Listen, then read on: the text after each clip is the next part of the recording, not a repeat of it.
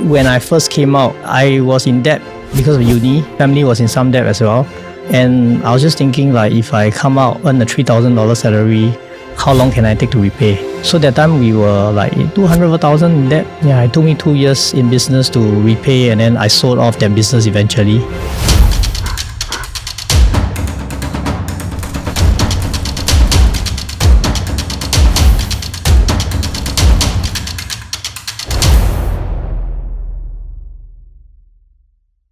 Welcome, Ming Cong. Hi, thanks for having me. Thank you for being here. So, what are you up to now? I'm basically running business as usual, so mainly in the tech space. Now particularly focusing on the logistic tech and the AI space. At the same time, I'm also giving back to the Chinese clans and association in Singapore. So helping out with the youth in understanding our roots, our culture, our heritage. Yeah, our Chinese culture and heritage. Well, okay, let's go step by step, right? Well, just now you said that you're running a tech company, right? Yeah. But you are running Go-Genie, right? Isn't Go-Genie a logistic company? Yeah, so maybe prior to GoJini, for the last 10 over years, I was running a software house.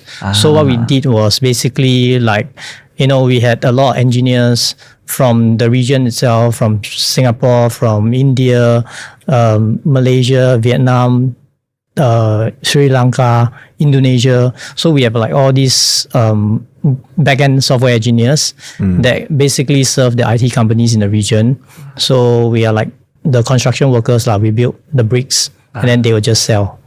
Then, it came to a transition where I was actually building a lot of dreams for people. And then when they reach to a certain size, they say that, hey, I don't need you anymore.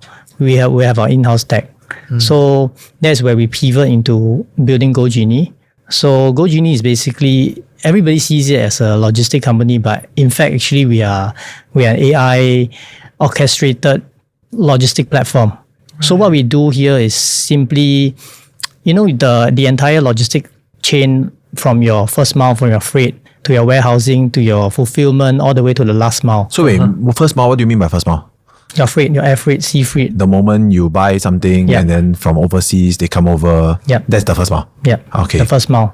Then basically we just show it on a single dashboard where users can have full visibility in terms of where their goods are and how's the goods moving. So this is to ensure that, everything can move, the goods can be actually moved smoothly to the buyer's end. Right. Yeah.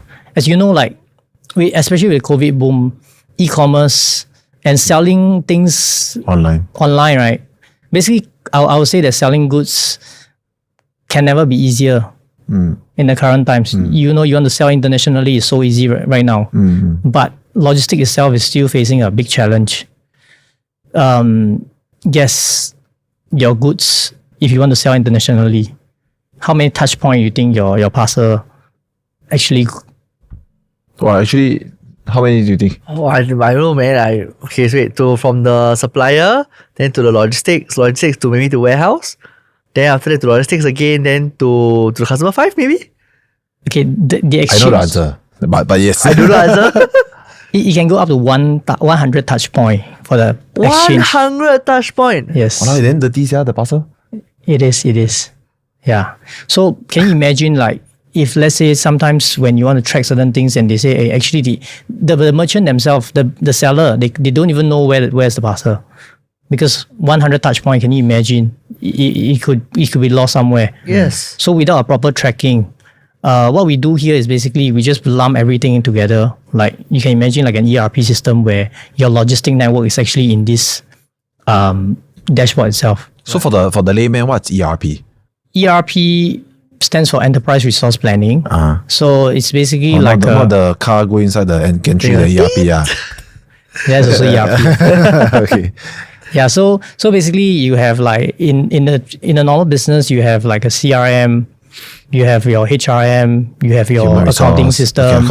Yeah, so most of the time when small companies you will sign up for multiple systems, and then when you reach a certain scale, you realize that systems don't talk to one another. So you have to create, let's say, from your CRM side, you create a customer. Then your invoicing side, you have to recreate a customer again. Right. Yeah. So in terms of logistics, an average package.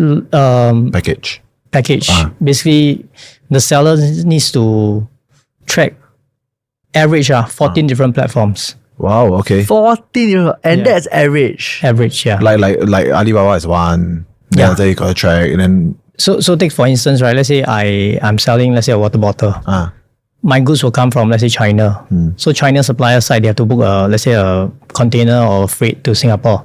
So that's one system that I need to track. Right. Then coming to Singapore, the custom side, I need to track another side of things. How to clear the custom.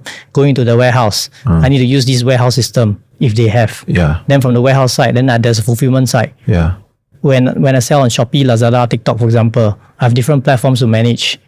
Then I need to channel the orders to the warehouse. Then they have to do the pick and pack. Yeah. Then your last mile will take your JNT, your Ninja Van, your Shunfeng, all these last mile players have to come and collect and pick it up. Okay. Then your tracking will then be tracked on their webpage itself. So what we do here is basically we put everything together on a single platform. They can just manage because we are like integrated to everyone in the value chain. So that's easy for them to see and manage. So primarily it's for businesses to manage their logistics flow lah. Yes. Yeah. Not for and retail. Retail just your parcel coming at this retail, time. Retail they don't care ma. You see whatever they buy, what they are expecting now is when can I receive my parcel? If I buy it now, actually I want it now. Or I want it yesterday. Nowadays people don't have the patience to wait. Yeah. So especially with e-commerce, China set the trend. Within 24 hours, I want to receive my goods. How can I do that? Every part of the logistic value chain, basically, you need to be very efficient, very effective. So how do they track? Because I always see the guy, right, when he drops off, then he will take picture. Yes, correct. Yeah. So do they track visually, or is QR code or RFIDs? So tracking is basically every hand takeover. At least we know where the goods are, right? So like, for example, when the goods reach a warehouse, they have to scan the goods saying that I received this shipment. Okay. Then from the warehouse itself, they have to inbound the goods into the warehouse, like to show that, okay, from this carton, basically we have 20 pieces here. Okay. Right. So they'll inbound the 20 pieces, and then every outbound pick, they will just pick and scan. So we know exactly who scanned the parcel, when there's missing parcel, when there's missing item in this particular parcel. Where the lapse. Exactly. Where they break. Yeah. Oh. So prior to this, do you have any experience with... Because I remember you told me GoJini was an idea with students, right? Or with you as students? So it started when I had many friends during COVID when they were driving Grab, right? Because of our circuit breaker, they had no jobs. Then like circuit breaker, right? Nobody goes to work, so they have no job. So they're all trying to see what to do. So being an entrepreneur, we want to solve things, right? Yep. So back then we were like using WhatsApp to create like multiple group chats. I remember within 2 weeks, we had 3 group chats of 256 members. Wow. All trying to see what they can do in terms of delivery wise. So we started talking to live streamers and say, hey, y'all have anything that y'all want to send? We actually have this large pool of drivers that can actually do it for you. Then I chanced upon a friend that was studying in SMU. Then they were doing final year project. So we pitched for this. So end up 2 teams from SMU with the professor came on board and help us build this last mile part of things. Wow. So instead of, using WhatsApp, now we have a system. Okay. Yeah, to track and to allocate the orders in terms of postal level wise. I still remember that time, it was quite interesting because I order this item to move from one place to another, but they could gather 200 cars, collect 200 items and move it all at once, right? Yep. Yeah.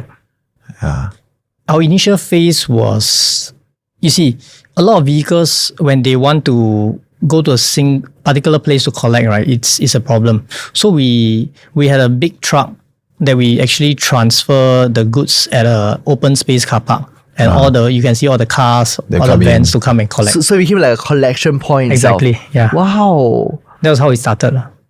But last mile was not sustainable because, like, honestly, it's very hard to make money from last mile.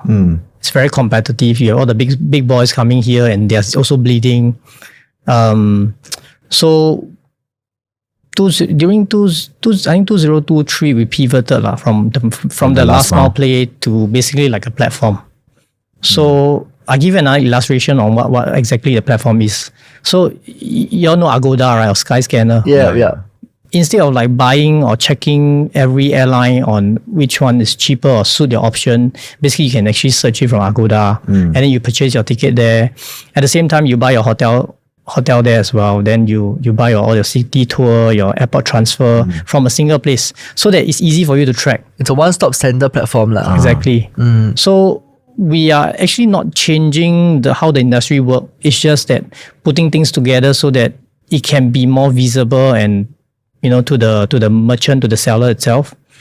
At the same time, to our service providers, they have another option to showcase. Let's say I run a warehouse business. I have 10,000 square feet of space.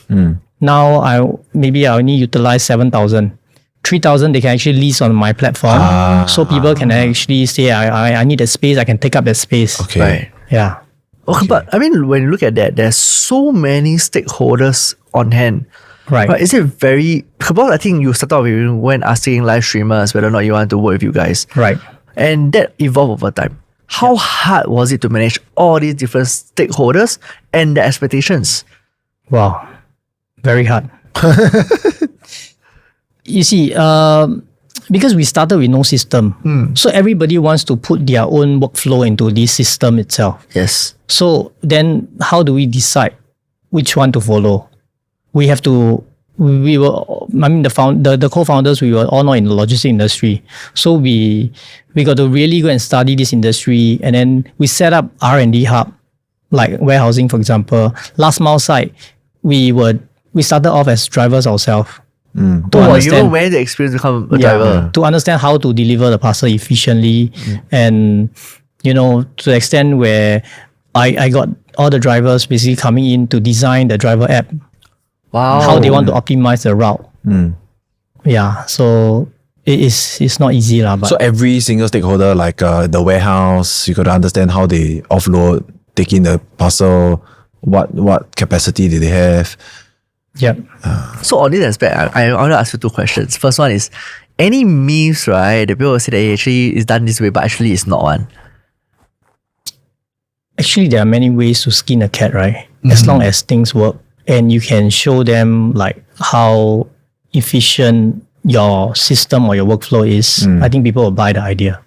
So take for instance, today we are also very into AI analytics and collecting all this big data stuff. So we actually analyze like to the extent where how fast a particular warehouse worker is picking and packing the goods. How can we reduce the time, increase the efficiency by changing some of the workflow in the app itself. So how do you track? Like what parameters give? Like how do you know he pick up the thing and back? Photo Scanning of using phone. Scan. Okay. So when he picks up from one point to another point, he's got to scan. Yeah. Then you determine the time in between. Yeah. Okay. So only scanning will understand that whether you pick the right goods or the wrong goods. That's for warehouse side. Yeah. Same for last mile. You don't want to deliver his parcel to your house, right? Yeah. So on the aspect, actually, when we talk about managing stakeholders and all, and then bring them on a platform, they're very, very tough. But why do they even want to come together and join on this platform? You mean the service providers? Every themselves? single stakeholders. Okay, so for the merchants itself, the sellers basically they see value because we are a platform that we don't just manage their logistics, we also manage their orders. So they can be selling in Lazada, Shopee, Shopify, their own website. And whenever there's an order placed, basically from our dashboard itself, they can see this order. And then the service provider side will also be able to see this order to do the pick and pack. Yeah, but I think because they are big companies and all, right, they will probably have their own logistics team, or they rather directly work with a logistic and bypass you as a platform. Right? Why would they want to do it? Is that additional reasons or? So the main thing is why big companies will need like an SAP, your Oracle, your ERP that we spoke about earlier, right? Yeah. They need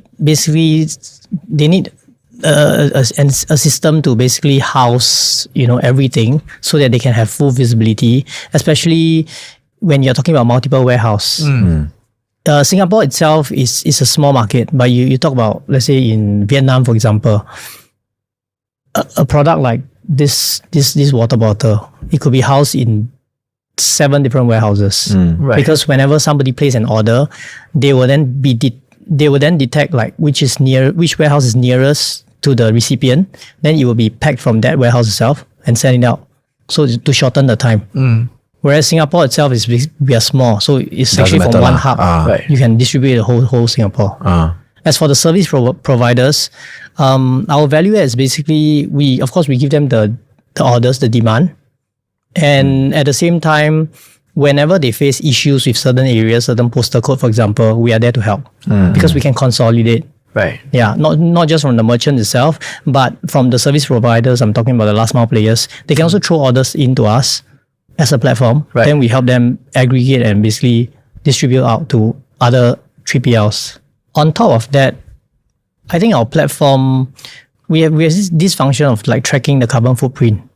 Because we are an orchestration platform, right? We track your goods from your origin all the way to your consumer end. So other than understanding the exchanges of hands, The 100 exchanges. exactly, we also track like basically how much distance this particular item has traveled. And that is where we come up with basically some calculation in terms of carbon footprint, itself. Yeah. So this allow merchants to, big companies, they need to do carbon reporting and stuff. The eco-sustainability, the ESG. Right. Yeah. Then for logistics service players, what we do is basically consolidating their orders so that they can also reduce the carbon footprint. Take for instance, like going to Tuas. How many orders do you think go to Tuas every day? Yeah. Should be quite a lot, right? Well, I think Tuas is an industrial area and all. No? Millions. I have no clue. Actually, I also don't have the exact figures. Okay. But I know that from the service providers, I know that it's not worth the trip to Tuas. So what we have proposed to all these service providers is, hey, why don't we as a platform consolidate for you? And then we are working with all the bus operators that sends workers to Tuas. So those are the people always go to Tuas. Yeah. So these operators will then deliver these parcels to Tuas on their behalf. So that, let's say for J&T to have a van of maybe like 5 parcels going to Tuas, it's not worth the trip. Yes. Yeah. And then you have like 7-10 other service providers all going to the same place, with empty loads. Yeah. Even if you are going there with full load, but coming back with empty load. Yeah. That wasted miles. Yeah. There's statistics that show that these wasted miles contribute to 24 million metric tons per annum. Oh, wow. CO2. Okay. Oh, that's mad. So basically, every time the car delivers a full load to the place, he's done his job already, right? Yeah. And then he need to go home. Exactly. Then the return trip is a wasted trip. Right. Oh. That's why Grab used to introduce this thing called Grab Hitch. Oh, yes. It's to basically get people Carpool. that's going to the same place to carpool. Right. So this also reduce the emission itself. Wow, but it was very interesting. I never thought that bus will deliver parcels and not like vans and all. But that's what they do with planes, right? Like In overseas, it's very common. So, like, in China, in Vietnam, in Cambodia especially, delivering like parcels to their hometown can essentially be free. Sometimes. because they ride on the transport, exactly. the human transport over lah. Right. Oh, that's very interesting. And it's very fast and efficient. Wow. You think that Singapore is first world, right? Yeah. I think that in Cambodia, I saw how they move the goods from, let's say, the city to the hometown, to the smaller cities. The speed and all is very fast. And it's probably cost around like $1 for that shipment. Oh, wow. That's so cheap, very interesting. So then curious, so what do you think in your experience, expertise, right? What do you think is the solution to the return trip? How do you make use of the return trip? We have to allocate the goods to be transported back lah, right? So it's the same thing. Like, okay, if you transport something from let's say JB to Penang, you need some goods that's From coming Penang back to JB. Yeah. So basically, as a platform, what we do here is basically we need to have critical mass, enough service providers that's actually pulling into this pool of the route planning. And we are using a lot of AI here to basically reduce the distance traveled on optimizing the route. At the same time, like how to, it might not be from Penang to, let's say, JB. The goods can come from KL, for example. Yeah, halfway pick up, halfway let go lah. Okay. Yeah, so a lot of like big data calculation is involved in this kind of routing. We have a route optimization, I'll say module that is widely used right now from our drivers. So I'm very curious. Because I think we are talking about the world of technology, talking about the world of AI and all, right? Right. Is it very easy to replicate your apps? Because you mentioned that, in the logistic world, it's actually very, very competitive. It is. Right. It is. Yeah. Okay, it's competitive. I'll say in Southeast Asia market, it's competitive because it's easy to start. You have a space, you can start a warehouse. You have vehicle, you can start the last mile part of things. Yep. As a platform itself, it's also not hard to duplicate for people to basically set up this platform. I think the hardest part is to how do you bring all these players together. We are actually putting like the fragments of all this industry into a single unified platform. I think this is the hardest part. And how do you convince big players like your SF, Shunfeng Express to join you? Okay. Do they have to do anything different? No. No, but it's not easy to basically work with their system, like API link with them. They have a lot of restrictions. They need to understand what you do, whether are you a direct competitor. Because if you are tapping on their systems and basically taking their customer away, that's the last thing that they want to. So how do you convince them? Shunfeng, I took around more than half a year talking to them directly to China HQ to convince them that we are not your competitor. Because initially when we position ourselves as a last mile player, right, we are indeed their competitors. Yeah. So when we had this transition, it's very hard to understand like what is this platform all about. But I think today, they can understand. We give them thousands of parcels every day. So, in your life experience with GoJini, what was the toughest phase? Because we are tech platform and we are growing and scaling at a very fast pace, we are not profitable. So I think that phase itself is actually very tough because you need to have your manpower, your tech guys. Then you need to run your operation because you need to understand how the operation works in order for your tech, in order for you to build the tech. Yes. So we need to juggle both sides. When both sides, we're not making money. So constantly we have to inject our own funds. If not, we have to find investors to basically come and support this operation and believe in our dream. So what's the dream that you sold them? We are tech play. So once we basically have our POC and we test out in the market, I think the scaling part is going to be crazy. Like how Grab grew from a Singapore brand to worldwide, right? Yes. Everybody knows about them, right? So our vision is basically the same thing. We for logistics itself, we want to be like electricity. You plug in, you turn on the switch. Okay, easy. Straight away, the electricity will pass through. That means logistics can be so seamless, so easy. You don't need to, for brands, you don't need to stay at your own warehouse. You don't need to manage your own operations. And basically, you can just link everything via a system itself. And it's verified. For the last 1.5 years, we don't really do sales, but we have inquiries from the banks to insurance companies to big MNCs, to all the live streamers that you see on TikTok currently. They're very hot. To your small merchants, small sellers, retailers. So organically, we are growing quite well. So I think that we are reaching. Basically, this year our plan is to go regional because we have proven that the model works itself. So we have tested now in 5 countries on the pilot testing. Oh wow! Which are the 5? So things are working. So in Malaysia, Philippines, Vietnam, Korea, and Singapore. Okay. No, So, no, so hold on. you work with like Grab, Gojek, in those areas also? No. So when Grab and Gojek, basically they are transportation, right? They transport humans. Yeah. What we do here is basically we transport goods.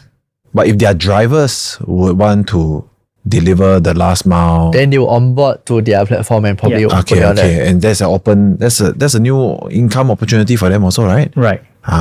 Okay. Oh, but now I'm very curious because I think when you talk about those 4 other countries, those are Sorry, one more was the 5 countries are Cambodia, Cambodia. Vietnam, Philippines, Korea, and Malaysia. Yeah. Okay, Okay, so- Korea also. Korea. So when I hear those 5 countries, right, I thought those countries are huge because you don't just service one city. Let's talk about Malaysia itself, Right. The whole of Western Malaysia, right, is your Kuala Lumpur, your Ipoh, JB, Penang, right? The whole spectrum, right? It's big, Right. right? So we are forced to grow into this market because of our customers' growth. When customers using us, then they want to grow into that market.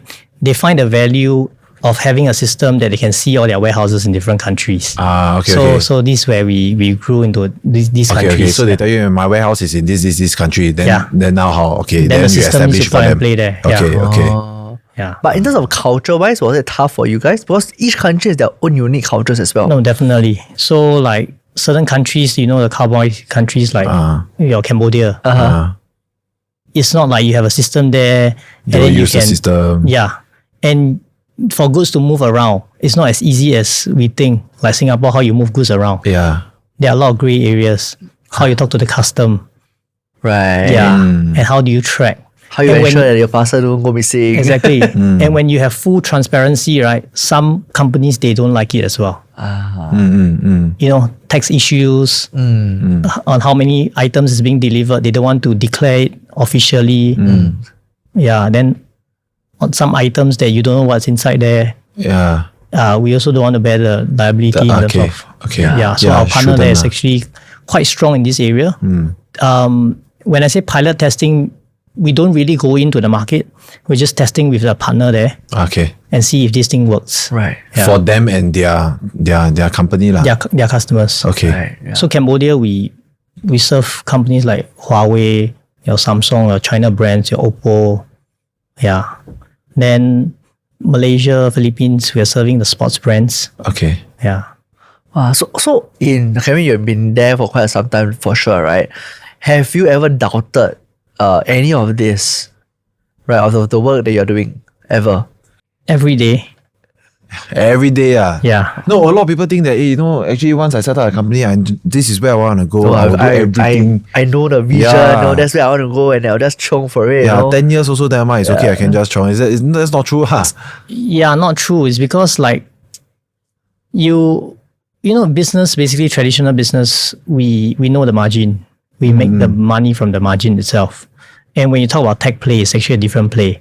We don't talk about bottom line anymore. We talk about the valuation. How much is your company, the enterprise value of this company itself. Right. So when we embark on this journey, we knew that the journey will be different from the traditional play. Which is all the other companies' experiences that you have led lah. Yes. Okay. So all the other companies in the past, we make money.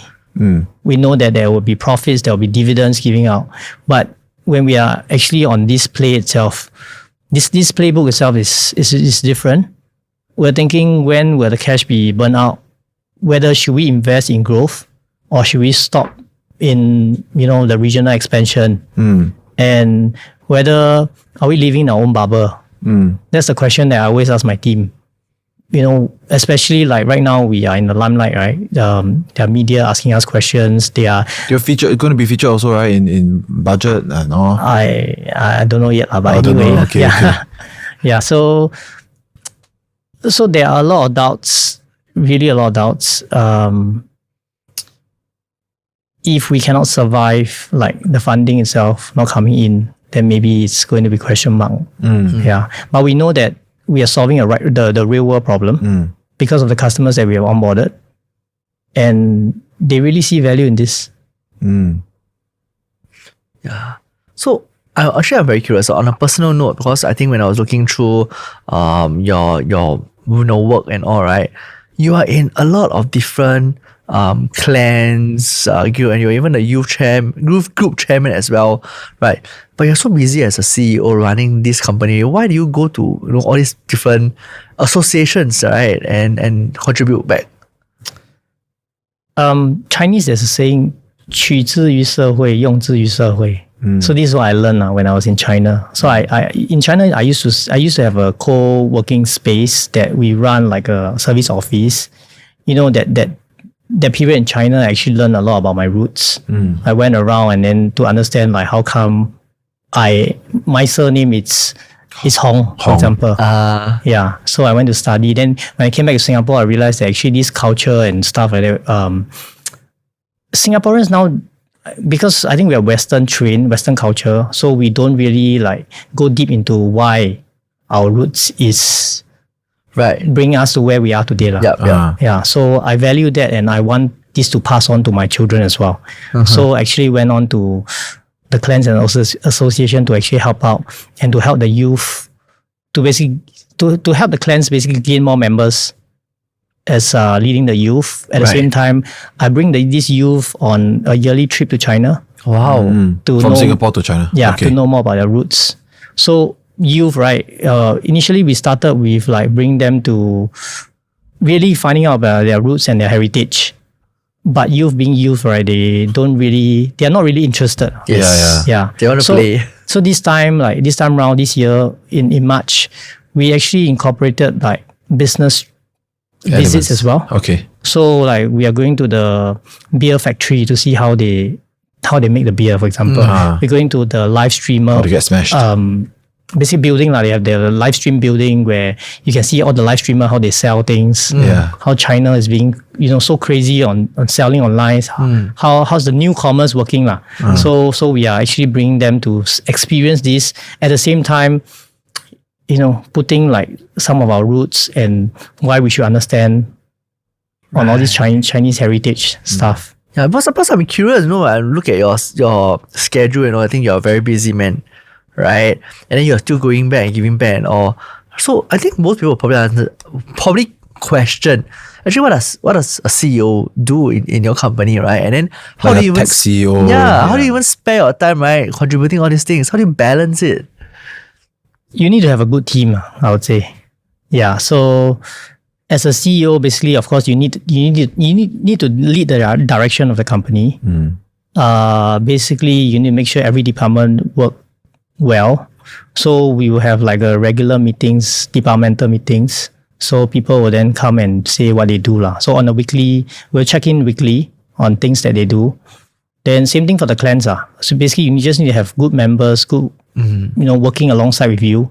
Clans is a bit different because we are all volunteers giving back, you see. As for work itself, we are all paid. So we have to work. Right. A clan itself is a lot of renting, a lot of like you believe, I believe, and then we go and do something. Yes.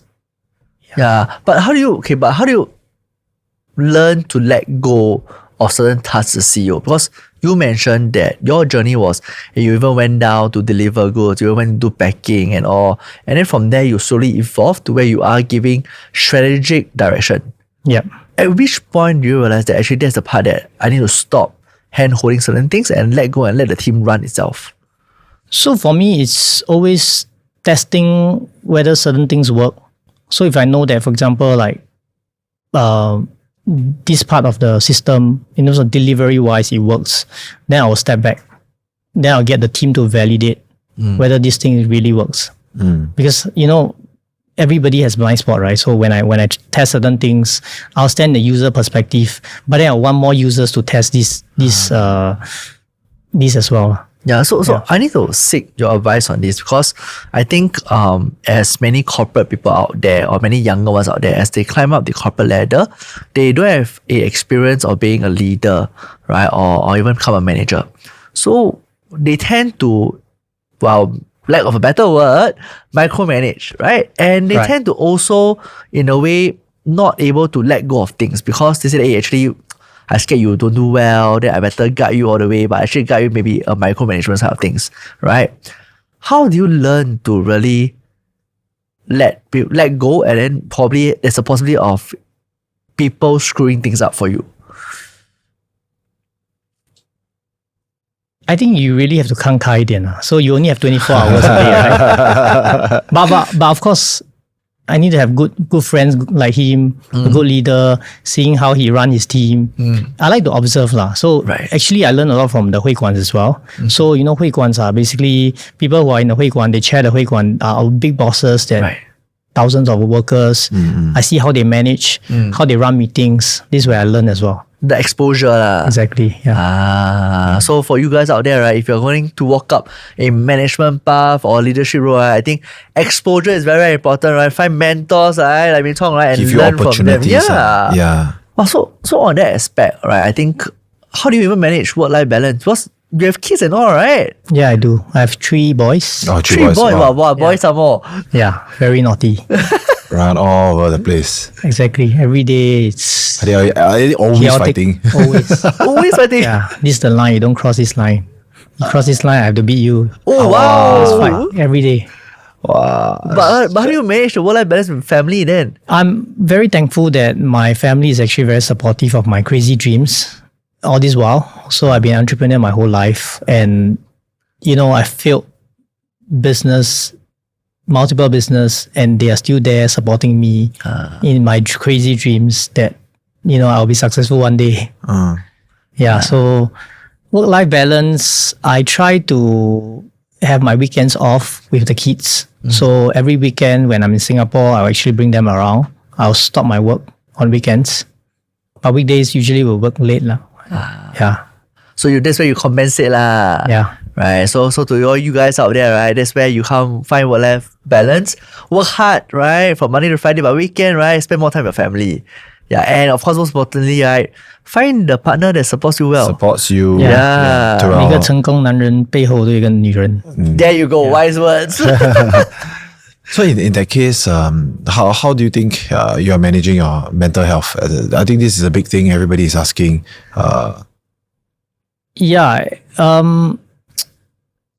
Actually, you got to do what you need to do. In my life, maybe I can share a little bit of my life experience. Yes, please. Yeah, so I grew up, I think during my poly days, my mom left us. Then my dad has some eyesight issue. He couldn't work. So I had 3 younger sisters. That period of time, I got to do things that I need to do just to support 3 of them. And then growing up, after I got into army, so I decided that I need to take shortcuts. Then I asked for some approval to get my uni during army. Wow. So I still remember like my ORD month is the same month that I actually got my degree. Wow. So That's solid. 2 years. Yeah, 1.5 years. 1.5 years. Yeah. So I spent like my every weekend, every night during army to study, just to pass all the modules so that I can get my uni. But people in the army, right, book out means go and enjoy, go and go play, party and all. Well, I think it's 4 years faster than ours. I still need to go through uni of 4 years. So I wouldn't call it stressful, but I think I grew up at a faster pace.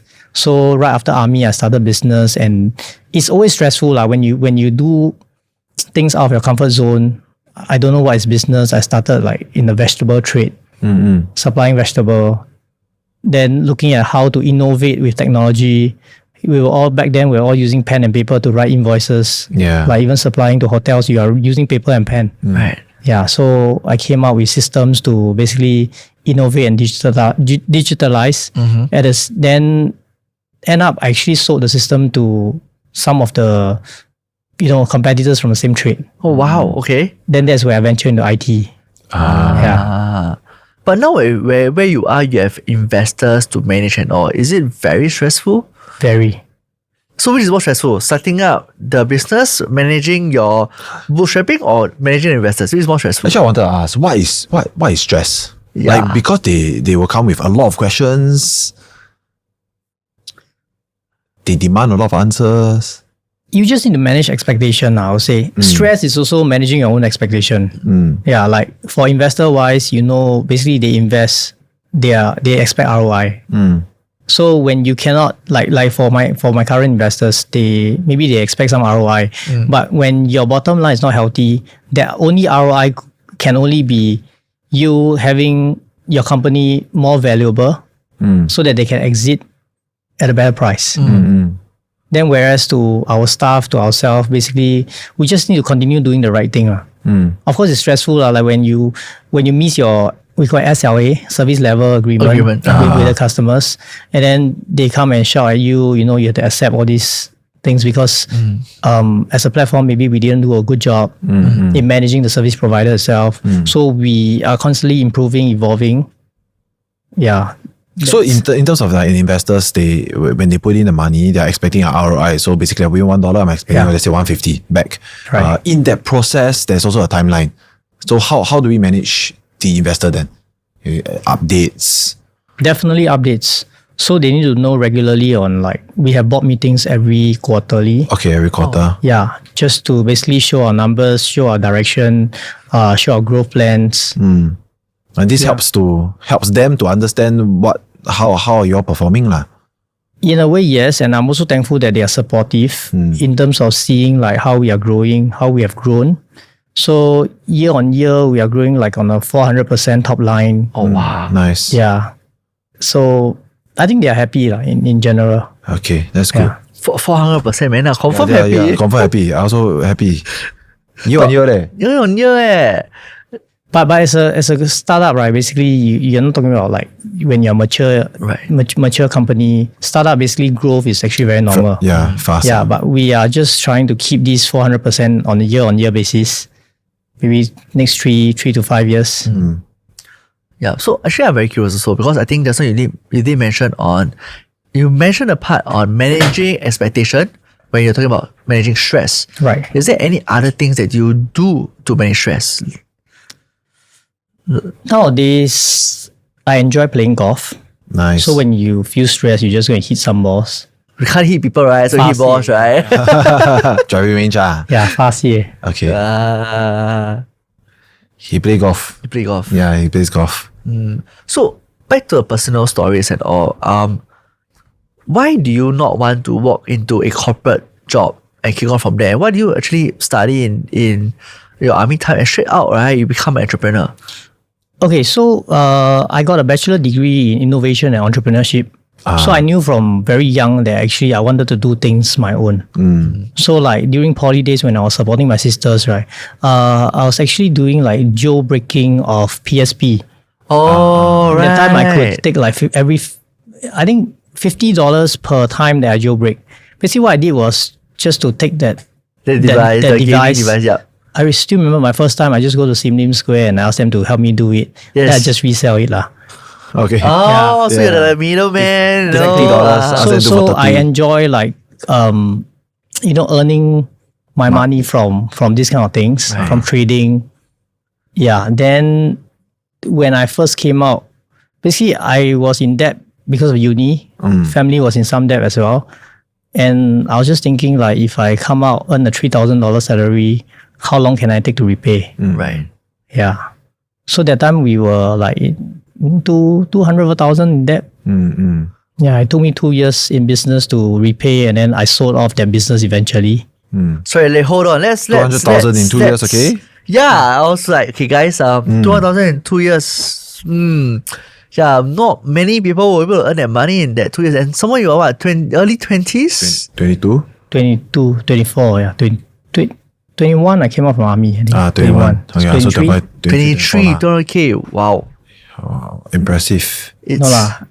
It's, I mean, I think a lot of industry, you can earn this kind of money. Like, for example, in self-employed industry, like property insurance, I think you probably can earn this kind of money. It's just that I choose the route that I want to build an empire. I want to build a scalable business itself. So I've always liked business. Maybe because in the past, my parents, how I got into vegetable trade is also because when I first came out from uni, my professor actually asked me, what do you want to do? I say, I don't know. Okay, sorry, backtrack a bit. Sure. Yeah. Okay, you You want to start from the vegetable? They just continue. Vegetables. Yeah. Yeah. Okay. Vegetables was your father's First. contact, right? Yeah. Huh. Okay, so actually how I started vegetable industry is back then when I graduated from uni, right? Actually, I got funding from the school itself to work on a project. It's basically like this, now that they have Gantry, the ERP Gantry. Last time I developed a so-called a prototype for a device that you can actually put your cash card and then you don't have to use your parking coupon to basically put your parking. Right. Okay. Yeah. But because of the gantry thing, I think it was rejected. And then I returned the money to the school. Okay. Okay. That was where like my professor said, hey, I think I can support you in whatever you want to do lah. Then she gave me a $25,000 check to start my first business. Personal check. Personal check. Wow. So I Still didn't in know what to contact, do. Still in contact. Oh. Yeah, I didn't know what to do. Then she said, what does your family know? I say, my father used to sell vegetable. Then go into the industry. Ask your father for advice. Yeah. For So sure, that's she already see that you're very entrepreneurial, can do something, and really invest in you as a talent really lah. I don't know, man. Maybe my character is I always want to win lah. I will not take no for an answer. So I will always try to find the ways to actually Work around. Okay. Like in army, for example, although I was like, doing my army, but I make sure I do a good job before going to school. And in army, I was actually given the award of the Full-Time National Service of the Year award. Oh, wow. Yeah. So then my professor was asking like, how do you get this kind of award when you are like You will just part-time. slack off and all, and then you're still doing part-time study. Yeah. So Not exactly very full time actually. Yeah. yeah, 8 to 5. I was lucky lah. So what's your what keeps you going now? Other than the dream that you sold your team, your investors. I think all this while, I don't see myself as okay. The weight I'm carrying is just, I think it's not just for myself. This is honestly, I see like all my team members as I'm responsible for their family members as well. So I want to create something that I told of them that if 你跟着我, okay, I'll make sure that all of you all succeed Right. financially, and I also want work-life balance for everyone. So I'm just hoping that people around me can be successful lah. So today without GoJini, let's say GoJini is non-existent, like you restart a brand new project, what would you venture in?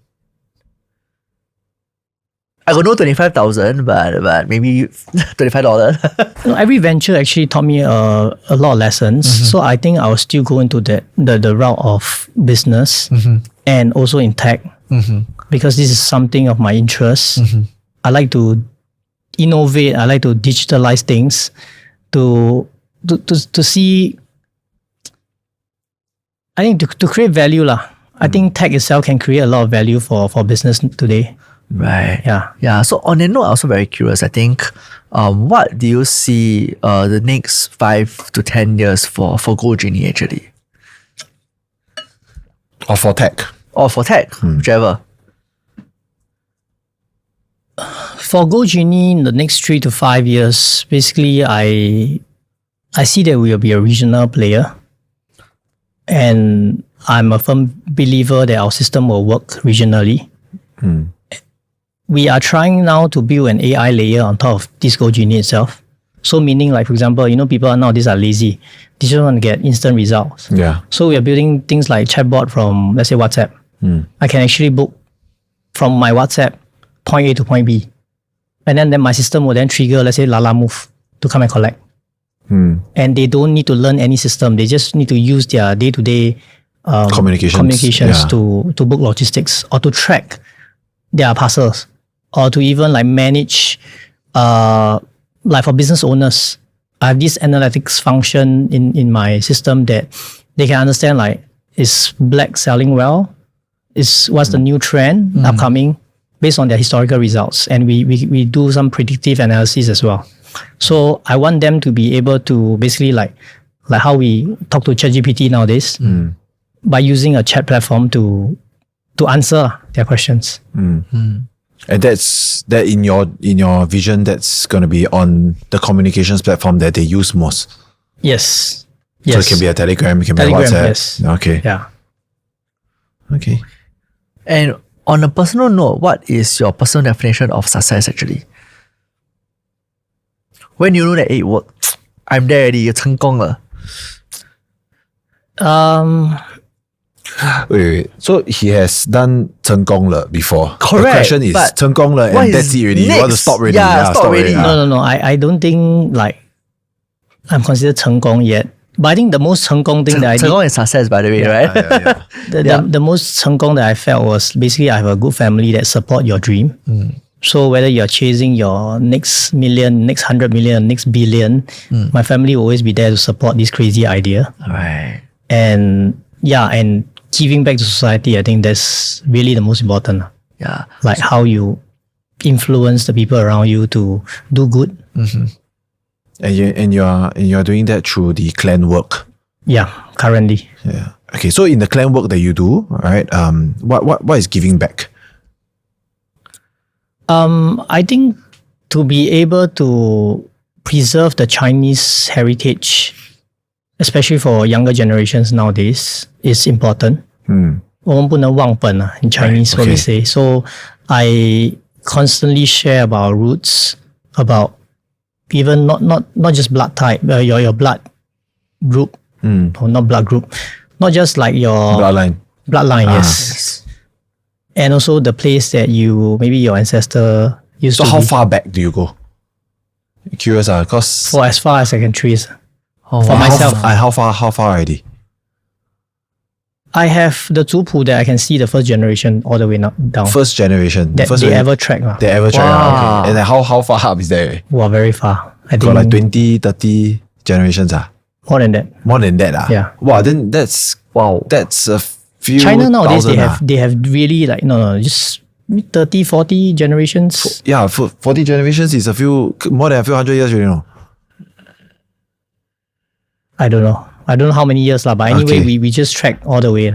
Wow. Okay. In China now they have this 文史研究院 that they will actually help people from outside China to go back and find their roots. Oh, And they will really? actually help you. Oh. Yeah, and it's free. Oh, I didn't know that. What is that? Interesting. It's a program or it's a website? Or? No, it's really like it's part of like the government agency where they help Chinese descendants to come back and basically trace their roots. Wow, smart they are.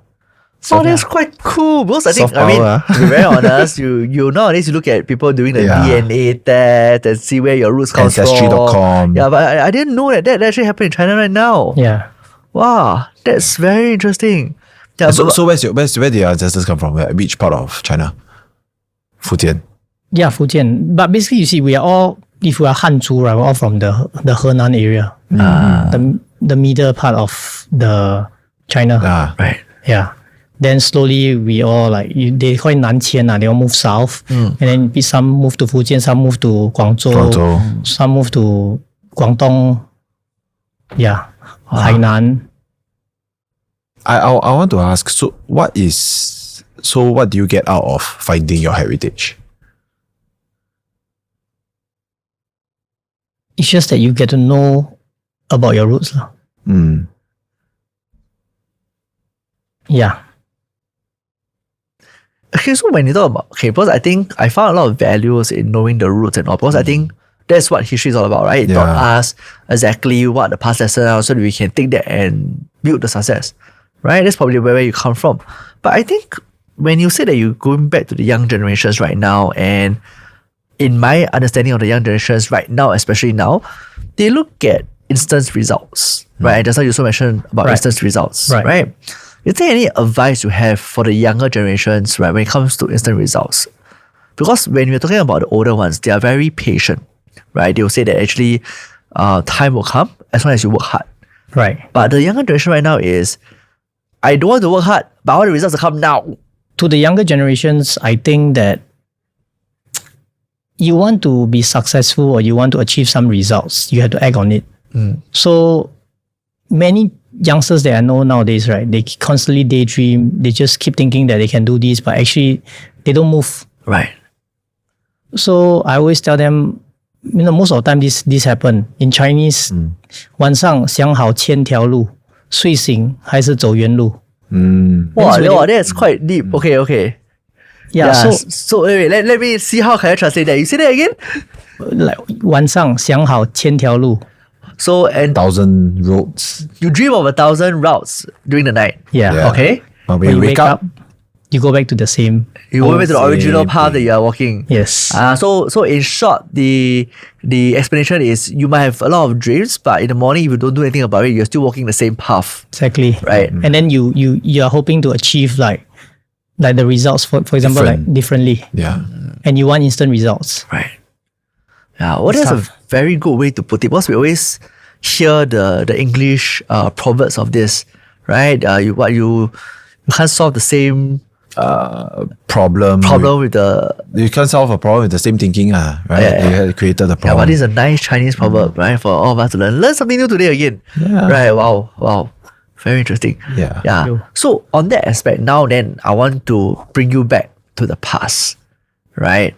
If I bring you back to when you are, 18 years old, would you have done anything differently?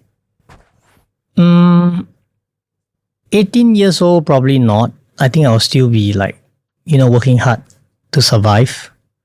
So I think I made my first, I'll say, money in maybe 23 to 25 years old. I was spending whatever I earn. Very aggressively. I don't have financial literacy. I don't know how to manage my funds. So I was actually, because I like business, actually reinvested. Every dollar I earn, I reinvested in any business that I can participate or I can start. Right. So there was one period of time, I think I had more than 30 UENs. Oh, Wow. Yeah. And we just keep doing business, keep trying different things. 30 And UENs. My dream was I think I just need to take $3,000 salary from every company that I own or co-own. Then I can be, happy and basically be happy with the income itself. But that's where I think then you didn't realize that this is just the good side of things. But what if every company don't make money? Yeah. And every company have to fork out money and then Right. that's where we fail. Well, you are a true example of a serial entrepreneur. Yeah. 30, that's a dream lah. That's a dream. Serial Wow. failure. So on that note, right, let's use that, right, and come to our next segment, the Enzo segment. This is the Enzo segment. Over the course of interviewing and networking, we realized that many people do not know what question to ask. Hence, we came up with this.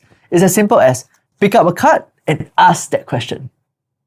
So, welcome back, right? So, this is the Enzo segment. So, what is this Enzo card all about? Because we developed a card because we realized that we talked to many of the younger generations and they realized that when they go for networking sessions or they meet mentors like you, right? They actually Don't know what to ask.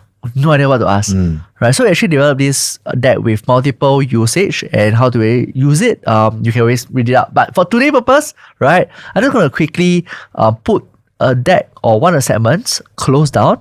Right, there are 13 of it, right? And you just need choose 2 and you answer questions from there. Okay. All right, so let me quickly play this out. Dealer citizen in the house. 13 cards, so you can choose any of 2. All right, first 2, so you can open the cards and you can answer the questions. Any of it. Yeah, you can read out the questions first Yeah. and then I feel today I answer a lot of questions already. it's a segment for you. So what's the first question you have? What ongoing challenges do you face in your career and how do you approach them? The other one, how do you maintain your passion and drive over the years? So we answer one by one first, okay? Okay, so this one. First one, right? What ongoing challenges do you face in your career and how do you approach them? I think at this moment in time, for my career, basically we are actually ongoing a high growth startup. The challenges I'm facing, basically it's to make sure that the team runs very lean. We have enough money to survive and we continue to scale in the right direction.